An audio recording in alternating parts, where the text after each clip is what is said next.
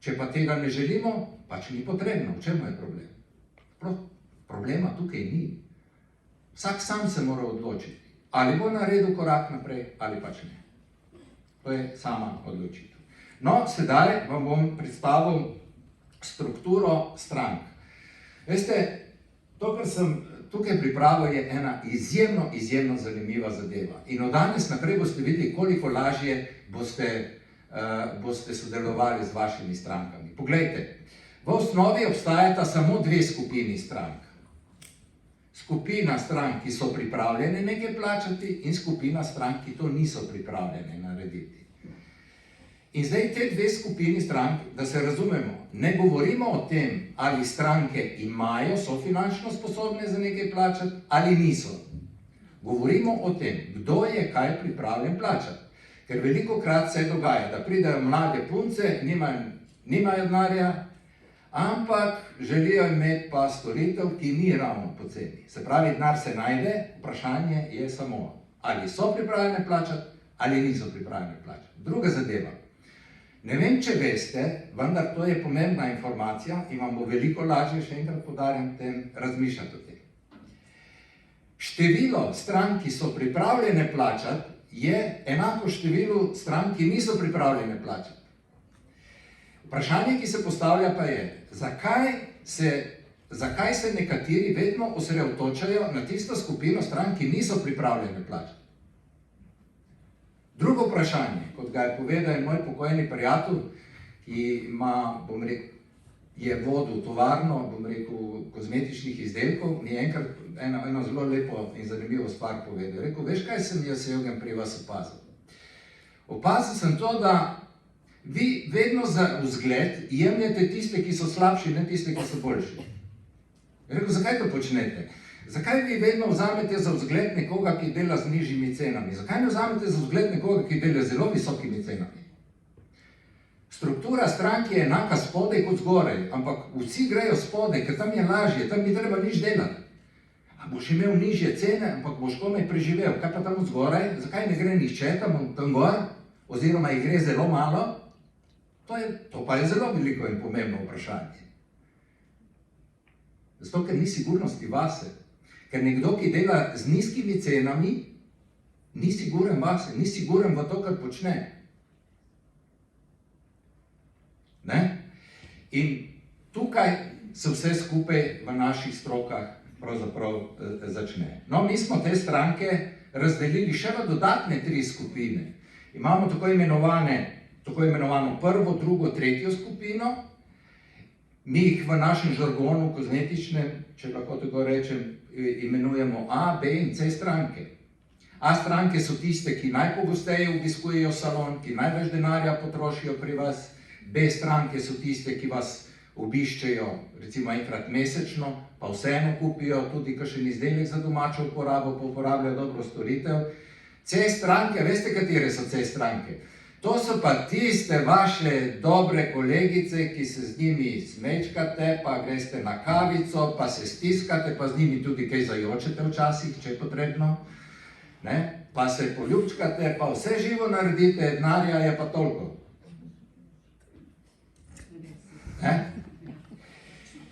In zdaj, če pogledamo procentualno, zelo hitro vidimo, da imamo nekje A strank, tako imenovanih A strank je zgolj nekje 10%, B strank je nekje 10 do 15%, 75% je tako imenovanih C strank.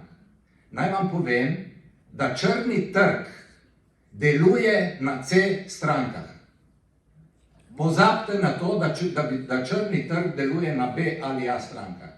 Torej, črni trg deluje izključno na najslabši kategoriji strank. In če vam nekdo pove, da ima zelo velike težave s črnim trgom, potem vam pove, v katero kategorijo strank sodi. Smo se razumeli? Naše delo je pravzaprav to, da pomagamo kozmetičarkam in frizerjem nadgraditi njihovo strokovno znanje z uporabnim podjetniškim znanjem, z namenom, da dvignemo nivo poslovanja, da skušamo iz C strank pripeljati te stranke v B skupino in iz B v A. Zdaj nekateri rečejo, ja, ni šans, boš ti pripeljal kar tako C stranko, da ti bo kar naenkrat potrošila ne vem koliko denarja, ne? Seveda ne. Obstajajo pa zato koraki, ki jih uporabljamo zato, da si to olajšamo. In ti koraki niso težki. Nekdo vam jih mora predstaviti, vam jih mora opisati in vas mora pri tem spremljati, ko to počnete. Ker če to počnete na pamet in sami, obstaja velika verjetnost, da boste zgrešili. Ker nekateri rečejo nekako takole, meni je dovolj, da gre k Eugenu enkrat na leto na eno predavanje, bom poslušala, kaj je, jaz to sama naredim noter in pol ga vsekajo v levo, tako da je veselje. Ne? In seveda, kdo je kriv? Ne tisti, ki je to izvedel, ampak tisti, ki jim je to povedal. Ne? Tako pač je. Ne? Ampak to moramo vzeti v zakup. Ne? To je pač naše delo. Pojdimo naprej. Boste vedeli, kaj se dogaja še v nadaljevanju. No, tukaj imamo sedaj digitalizacijo, ki je zelo pomembna. Zakaj je digitalizacija tako pomembna v salonih? Predhodno sem že omenil, da nam olajša delo, da izjemno veliko več stvari lahko naredimo v krajšem času. Ena od osnovnih stvari je vodenje baze podatkov. Zdaj vidite, da imamo različna orodja, ki nam pomagajo pri tem, da baza podatkov ne samo strank, temveč tudi uporabe storitev, ki jih stranke koristijo, pa seveda tudi nakupov strank, nakup izdelkov za domačo uporabo. Ker pogledajte, zakaj je pomembno izdelke za domačo uporabo prodajati? V trenutku, ko vi prodate izdelek za domačo uporabo, v največ primerih se dogaja, da se promet zviša za 100%. Govorim bruto, ne, da se razumemo, da ne bomo napačno razumeli. Ne. Se pravi, če je neka storitev, ki stane 50 evrov, prodamo stranki še izdelek za domačo uporabo, skupaj je to 100 evrov. Ampak nekateri pravijo, veš, to v praksi ni tako enostavno, tako kot ti poveš, to gre malo drugače, stranke niso ravno takšne. Veš, ne kupijo. Seveda, zato ker današnji način prodaje se je popolnoma spremenil in mi živimo v popolnoma drugačnem obdobju. In če bi vam danes razlagal tehnike prodaje, ker žal nimamo toliko časa, bi videli, kaj se vse skriva za temi procesi. To je neverjetno. Ampak poudarjam, da se ne bo kdo ustrašil. Nikoli do sedaj ni bila prodaja tako enostavna, kot je sedaj. Nikoli. Prodaja je postala izjemno učinkovito orodje in enostavno orodje, ki nam pomaga narediti zelo velike korake naprej. Torej, baza podatkov, potem na drugi strani imamo razvoj poslovanja. Poleg vseh evidenc, ki se vodi na osnovi baze podatkov, imamo tukaj še pospeševanje prodaje in storitev. Mi moramo vedeti, kako bomo storitve in stranke, ki hodijo k nam v salon, nadgradili. Torej, če stranka pride na eno storitev, mi moramo že vnaprej vedeti, ker če vodimo evidenco, imamo vse podatke, kaj stranka koristi kot izdelke, kaj koristi kot storitve, kaj koristi, se pravi, kateri so pravzaprav izdelki, potencialni izdelki, katere bi stranka lahko koristila v domači uporabi. Vse to je mogoče dobro izkoristiti in stranke nadgraditi. In seveda to počnemo lahko tudi z različnimi marketinškimi orodji. Tukaj vidite, gor vam piše, imamo spletni marketing na levi strani, ki nam zelo pomaga in cela vrsta različnih omrežij. V mislih imam predvsem socialna omrežja in kot sem predhodno že omenil, imamo tukaj še platforme. Platforme na teh socialnih omrežjih so izjemno koristne, vendar one imajo eno šibko točko. In veste, kakšna je šibka točka socialnih omrežij? Da delamo na hladnih strankah, kot sem prej povedal. Delamo s strankami, ki jih ne poznamo. Mi reklamiramo po dolgem in počez in pišemo poste in mlatimo na vse možne načine po teh spletnih omrežjih, da nas bo ja nekdo videl, da nas bo ja nekdo, bi rekel, sprejel kot takšne, tako kot prikazujemo gor in seveda od tega pričakujemo nek odziv. In če tega odziva ni, rečemo, to je brez veze. Zakaj? Ker ni pravilno uporabljeno. Mi moramo vedeti, zakaj nekaj uporabljamo, kot sem predhodno že omenil.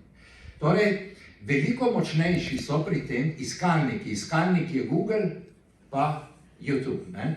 Če bomo na teh dveh kanalih delali, bomo veliko lažje prišli do strank. veliko bolj bomo učinkoviti in veliko lažje bomo tudi dvignili nivo poslovanja salona. Zdaj samo pisati poste in se kazati na različnih socialnih omrežjih, kot sem rekel, ne bo prinašalo dobrih rezultatov, ne glede na to, koliko boste dobri. Zdaj, veste, eden od dobrih strokovnjakov je nekoč postavil eno zelo zanimivo vprašanje. Kaj si veliko bolj želite? 5000 evrov v blagajni ali 5000 lajkov? Stvar je od posameznika. Nekateri pomenijo več lajki, nažalost. No, pojdimo dalje. Torej, tudi načini poslovanja so se spremenili. Mi poznamo dva načina poslovanja. To je klasičen način, tako imenovan, ko so ga nekateri včasih poimenovali obrtniški način poslovanja, je usmerjen predvsem na storitve in na izdelke. Torej, mi smo v salonu izvajamo storitve in imamo tam izdelke in seveda stranki še kaj ponudimo, če kupi, v redu, če ne kupi, bo kupila drugič. Upajmo. Kot napredni način poslovanja pa želim predstaviti nekaj povsem drugega. Napredni način poslovanja, mi rečemo temu podjetniški način poslovanja. Zakaj? Zato, ker je veliko bolj organiziran in je usmerjen na stranke in na trg in ne na izdelke in na storitve. Kaj to pomeni? To pomeni, da če smo mi usmerjeni na stranke, mene ne zanima samo storitev in izdelek, črno in belo.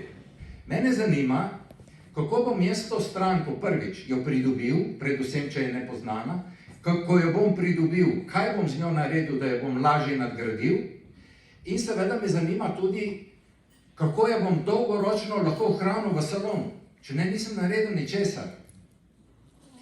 In to podjetniški način omogoča. Pa še nekaj je, v klasični obliki, če se spomnite, smo se vedno pogovarjali, ja, če hočeš kaj narediti, moraš nekaj reklamirati, pejdi z reklamo ven, pa bomo videli, kaj bo. In potem gremo na razne konce in nismo zadovoljni ravno s tem, s to reklamo. Zakaj? Ker nismo zadeli ciljano skupino strank. Vedno, ko nekaj reklamirate, vedno, ko nekaj delate, vedno se morate usmeriti v ciljano skupino strank. Strank, ki je za vas ključnega pomena. Ne morete reklamirati pri, recimo, kozmetičarkah, reklamirati linijo za zrelo kožo ali pa storitve za zrelo kožo mladostnikom, ne gre. Ja, pa kaj naj naredimo, Eugen? Ajde, zdaj ti nam povej, recimo včasih mi reče frizeri, daj, imaš ti kakšen tako hiter recept za... Ja, imam hiter recept, ni problem. Kaj bi želeli? Ja, bi želeli povečati, bi želeli pridobiti večje število novih strank. Na hitro. Vsi bi radi na hitro, Daj čim prej, pa čim boljše, pa gremo domov, Tako deluje današnji sistem. Če hočete dobiti na hitro nove stranke, veste, kaj naredite? Frizeri, začnite strižiti hčerke od vaših strank, od mamic, ki hodijo k vam brezplačno. To naj bo vaša investicija v marketing. Boste videli, da bo 1000-krat bolj uspešno in učinkovito, kot če boste pisali poste na socialnih omrežjih. Samo, če ste pripravljeni to narediti. Probajte, pa boste videli. Mladi dobro vedo, zakaj hodijo v salone tam, ko hodijo vsi mladi. Seveda, tam, če ne greš tam, nisi dober, nekaj ni v redu s tabo, moraš iti tam, da boš imel te prave, res. Ja, ampak tista frizerka, ki dela 20-30 let, a bo kdo rekel, da ona ne zna postriči, tako kot nekdo drugi, lejte, me ne prepriča nihče. Ena frizerka, ki dela 20-30 let, ona bo zaprtimi očmi bo nekoga postregla. In naj vam povem še to, da tisti frizerke in kozmetičarke, ki leta in leta delajo v salonih in ko danes rečejo, da zaprejo salon, niti ena ni zaprla salona zaradi nepoznavanja stroke. Zaprla je izključno zaradi slabega poznavanja podjetniškega pristopa. Torej, Marketing v podjetniškem pristopu temelji na ustvarjanju realne vrednosti, ne vrednosti, ki je bodisi podcenjena ali precenjena. Govorimo o realni vrednosti. Realna vrednost je pa tista, ki si jo postavite sami in jo konkretno zagovarjate. Realna vrednost ni nekaj, kar ima moj sosed, kar ima moja konkurenca, kar ima kdorkoli, ali pa ko mi nekdo priporoča. Nivo salona si morate sami postaviti, nihče ga ne bo postavil. In če si boste sami postavili ta nivo, boste videli, povsem drugače boste delali, ker je potrebno najprej je potrebno začeti pri sebi, seveda z svojim razmišljanjem. Poleg tega, klasični saloni niso nagnjeni spremembam. Karkoli njim omenite, da bi bilo potrebno spremeniti, se z vami ne bodo strinjali. V podjetniškem načinu je pa sprememba vsakodnevnica. In tukaj se točno ve, da če nekaj ne bomo zelo hitro spremenili, bomo v nečem zaostajali. Ravno tako vodi klasičen način v zniževanje prihodkov in povečanja stroškov posledično, seveda. Medtem ko pa pri podjetniškem pristopu je pa ta način poslovanja skrbno pripravljen, vse se vnaprej načrtuje, nič se ne dela na pamet. Če jaz želim preko marketinga dobiti 20 novih strank, jaz moram narediti načrt, ok, jaz želim pridobiti 20 novih strank, kje jih bom pridobil, kaj bom moral za to narediti? Čemu se bom moral odpovedati za to, da bom dobil nove stranke? Veste, ne morete ničesar dobiti v življenju, če se nečemu ne odpoveste. Ne morete biti zdaj doma in tukaj. Ste se odpovedali domu, da ste prišli sem. In dokler se nečemu ne odpoveste, nečesa ne boste mogli dobiti. Če se ne odpoveste slabemu, ne boste mogli dobiti dobrega. Če nekdo pravi, ja, meni je dobro tako, kot je. Odlično, se je odpovedala boljšemu, ostane to, kar je pač ostalo. Ampak to je potem potrebno tako sprejeti. Torej, vidite, vse temelji na nas samih. Ni potrebno iskati krivcev. Krivci smo vedno sami, kakorkoli obrnete. Eni krivijo trg, drugi krivijo ne vem koga vse. V našem salonu, če nekdo je investiral kup denarja v svoje delo, v svoje znanje, bom rekel, v svoj posel kot tak na splošno, in če reče, da mu nekaj ne štima, jaz mislim, da